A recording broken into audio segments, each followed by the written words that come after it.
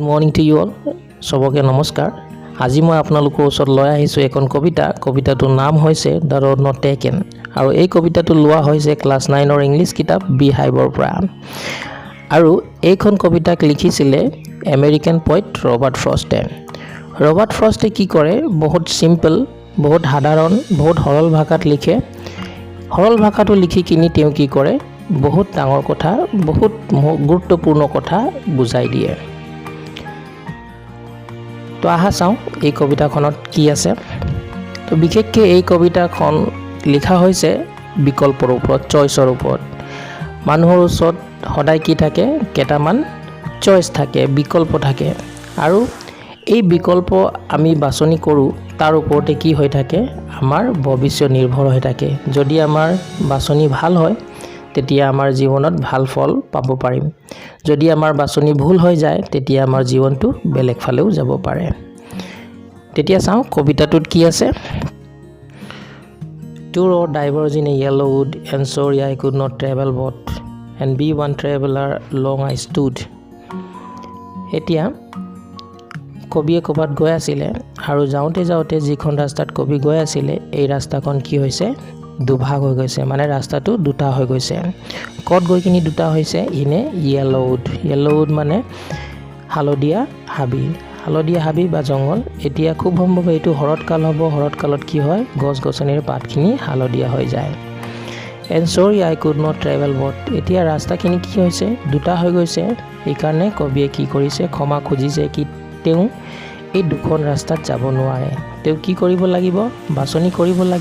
বাছনি কৰি কিনি যিকোনো এটা ৰাস্তাতে তেওঁ যাব পাৰিব এইকাৰণে কবিয়ে কি কৰিছে ক্ষমা খুজি লৈছে and be one traveler long I stood আৰু এজন ট্ৰেভেলাৰ মানে যিজন মানুহে বহুত ঘূৰা ফুৰা কৰে তাক কি বুলি কোৱা হয় ট্ৰেভেলাৰ বুলি কোৱা হয় তো এজন ট্ৰেভেলাৰ হিচাপে তেওঁ কি কৰিছে য'ৰ পৰা ৰাস্তা দুভাগ হৈছে তাত কি কৰিছে বহুত দেৰিলৈকে থিয় হৈ গৈছে and look down one as far as I could to where it bent in the undergrowth তাৰ পিছত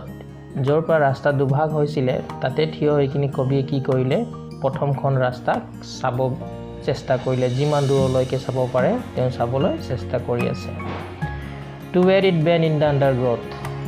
কিন্তু হাবি আৰু জংগলৰ ৰাস্তা কিনাৰে কি হয় বহুত ধৰণৰ নানা ধৰণৰ সৰু গছ-গছনি থাকে আৰু এইখিনিয়ে কি কৰে দৃষ্টিত বাধা দিয়ে তো কবিয়ে কি কৰিছে যিমান দূৰলৈকে ৰাস্তা পোন হৈ আছিলে তেওঁ চাব পাৰিছে আৰু ৰাস্তা য'ৰ পৰা বেণ্ড হৈ গৈছে তাৰ পাছৰখিনি তেওঁ চাব পৰা নাই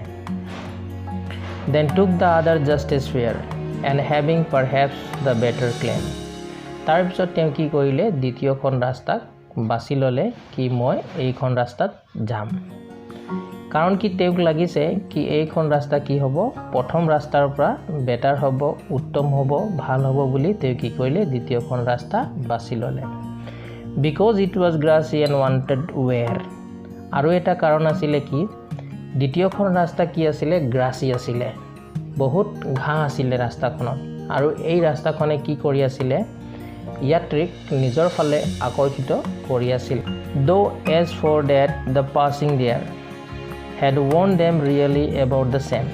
তাৰ পিছত কবিয়ে যেতিয়া দ্বিতীয়খন ৰাস্তা বাছি ল'লে তাত যাবলৈ আৰম্ভ কৰিলে তাৰ পিছত গৈ কিনি চালে কি দ্বিতীয়খন ৰাস্তা আৰু প্ৰথম ৰাস্তাখনত মাজত বহুত পাৰ্থক্য নাই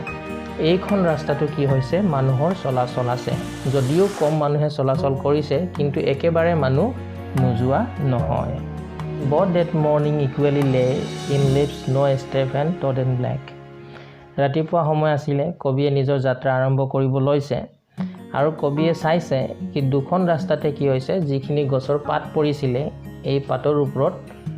কোনো মানুহৰ ভৰিৰ ছাপ নাই মানে পাতখিনি ক্ৰেক হোৱা নাই যদি মানুহে পাতৰ ওপৰত বা মানুহে চলাচল কৰিলে হয় পাতৰ ওপৰত ভৰি দিলে হয় আৰু পাতখিনি কি হ'লে হয় ক্ৰেক হৈ গ'লে হয় কলা হৈ গ'লে হয় কিন্তু পাতখিনি কলা হোৱা নাই মানে কি হয় কি আজিৰ প্ৰথম যাত্ৰী কবিয়ে হয় I kept the first for the another day এতিয়া কবিয়ে দ্বিতীয়খন ৰাস্তা বাছি লৈছে তেতিয়া প্ৰথমখন ৰাস্তা থাকি গৈছে তো কবিয়ে কি কৈছে প্ৰথমখন ৰাস্তাত কি বেলেগ কোনোবা এদিন যাব yet knowing how way leads on to way কিন্তু কবিয়ে গম পায় এখন ৰাস্তাত যদি সোমাই যাওঁ তাৰ পৰা আৰু বহুত বেলেগ ৰাস্তা ওলাই যাব, আকৌ ইয়াত ঘূৰি অহাটো সম্ভৱ নহয়। I doubted if I should ever come back. কবি সন্দেহ কৰিছে কি তেওঁ ইয়ালৈ আকৌ ঘূৰি আহিব বা কেতিয়াবা সময় পাব নেকি এই ৰাস্তাখনত যাবলৈ।